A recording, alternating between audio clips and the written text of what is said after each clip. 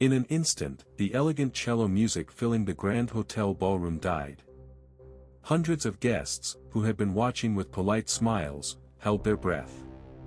On the giant screen, where a heartwarming tribute for a father-in-law's 70th birthday was supposed to play, a screech of static erupted, followed by a shocking display of naked flesh. The speakers, meant for loving words, instead broadcast ragged breaths and the slick sounds of bodies entwined. The eyes of the crowd darted from the screen to the woman standing frozen on the dais.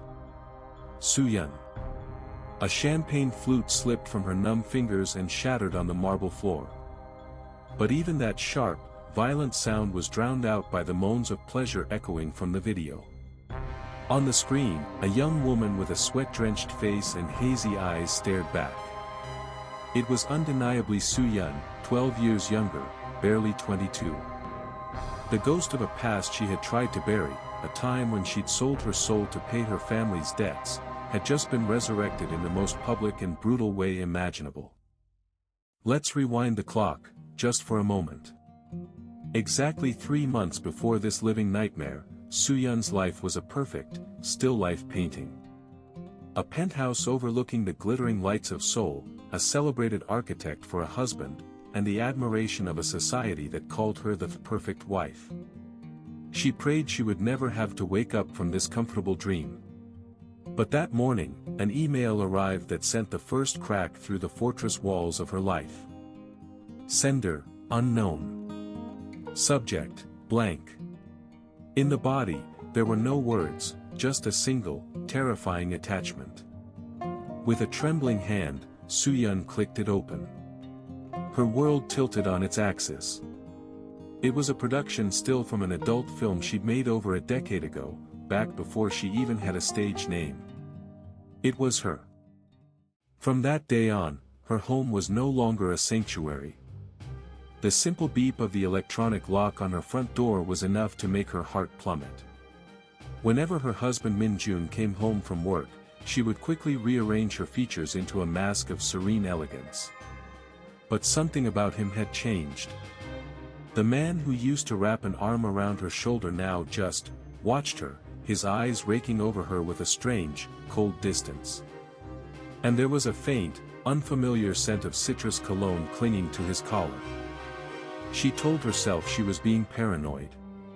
Her only fear was that her shameful past would tarnish her husband's pristine reputation. And so, she did exactly what the blackmailer demanded, sending Bitcoin into the digital darkness. She knew it was like pouring water into a bottomless pit, but she couldn't stop. The blackmail grew bolder. It started with a photo, but then came a chilling warning: do not attend the 70th birthday party. But this party was a massive affair, a gathering of the most powerful business and political figures in the country. For a daughter-in-law to be absent was unthinkable, it would be a public declaration of family discord.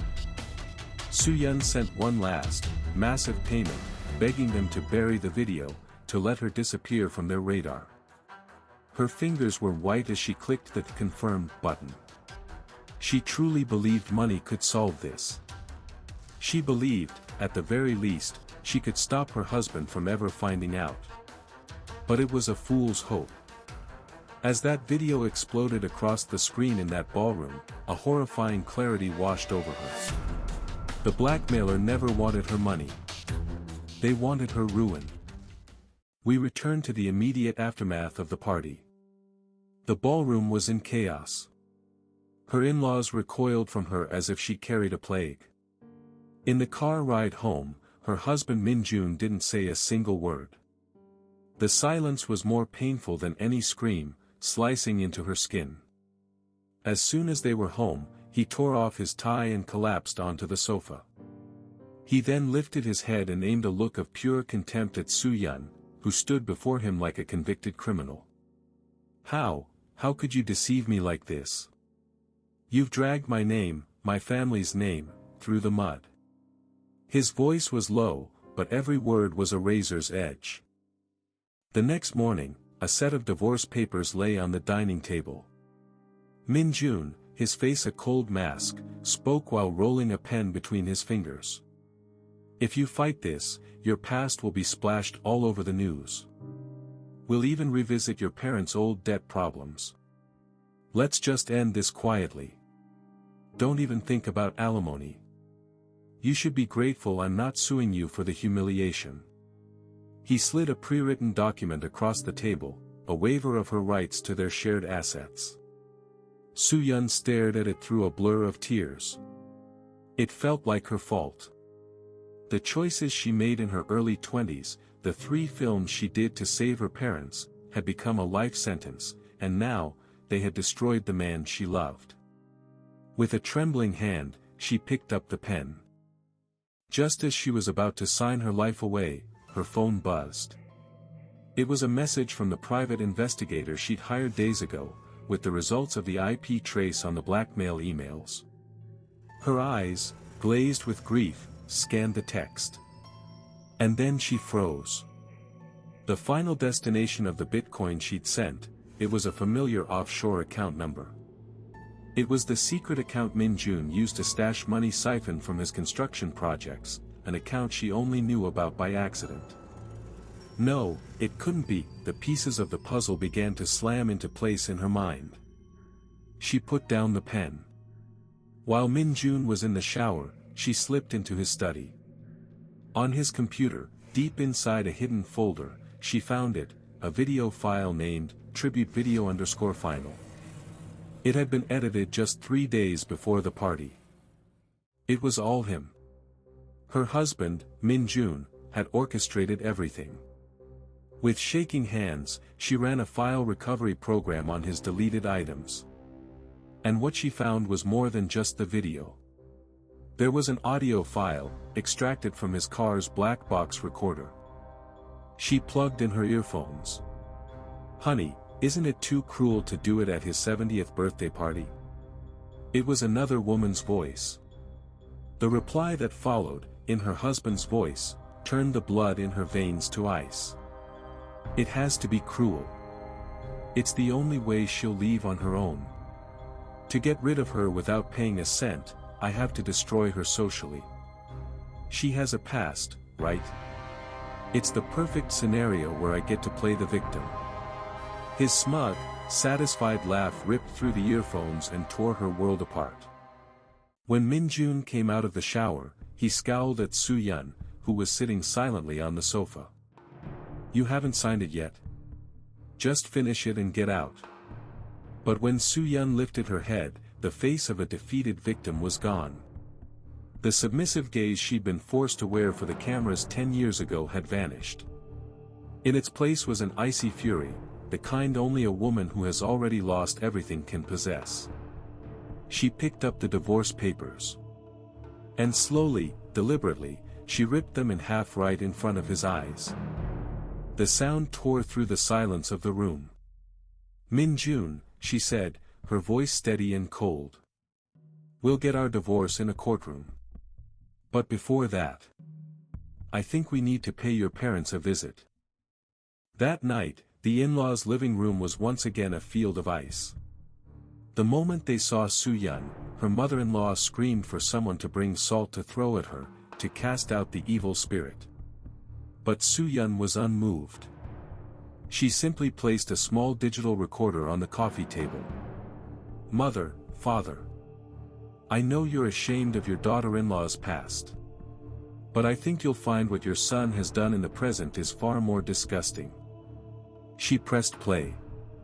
The room filled with the sound of Min-jun and his mistress, plotting to use a family celebration to orchestrate Soo-yeon's utter ruin. Min-jun's face went white, and he lunged to grab her arm, but she swatted him away. "The IP address on the blackmail emails traces back to your office. The money I sent went straight to your shell account. You do know that's felony blackmail and embezzlement, don't you?" Her father-in-law staggered, clutching his chest. Her mother-in-law stared at her son in disbelief. Min-jun opened his mouth to make an excuse, but Soo-yeon gave him no room. "My past is my burden to carry, but your crimes will be judged by the law.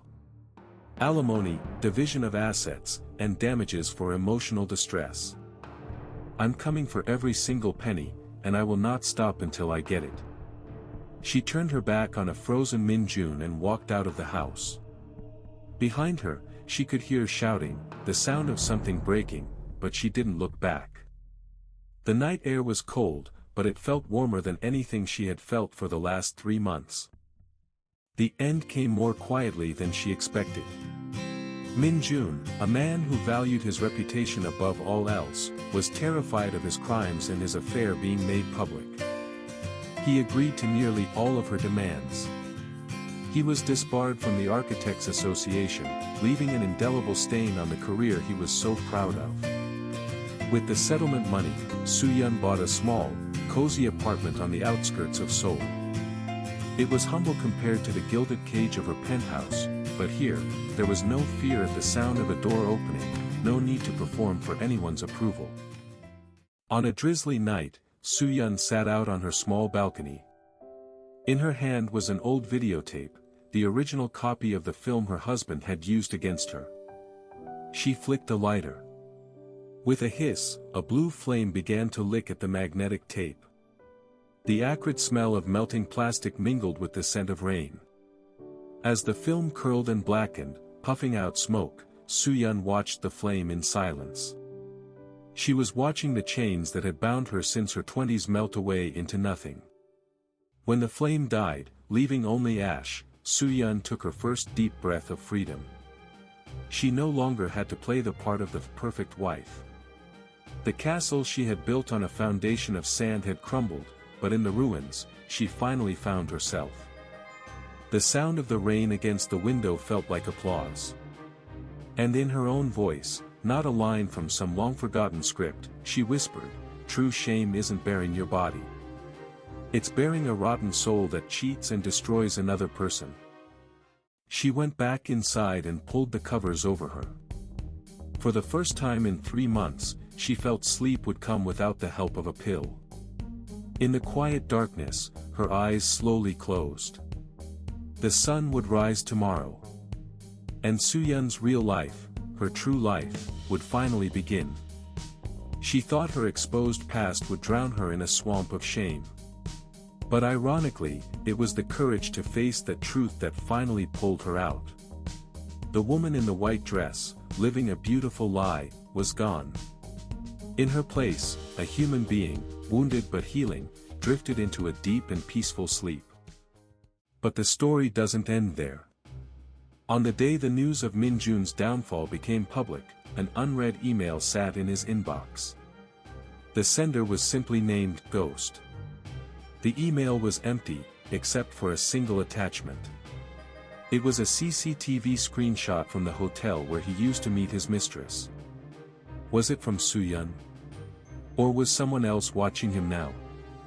The swamp of truth, you see, is deeper than anyone imagines. And once you're in, no one gets out easily. The man who tried to build his future on the ruins of someone else's past was about to find out, it was now his turn to burn.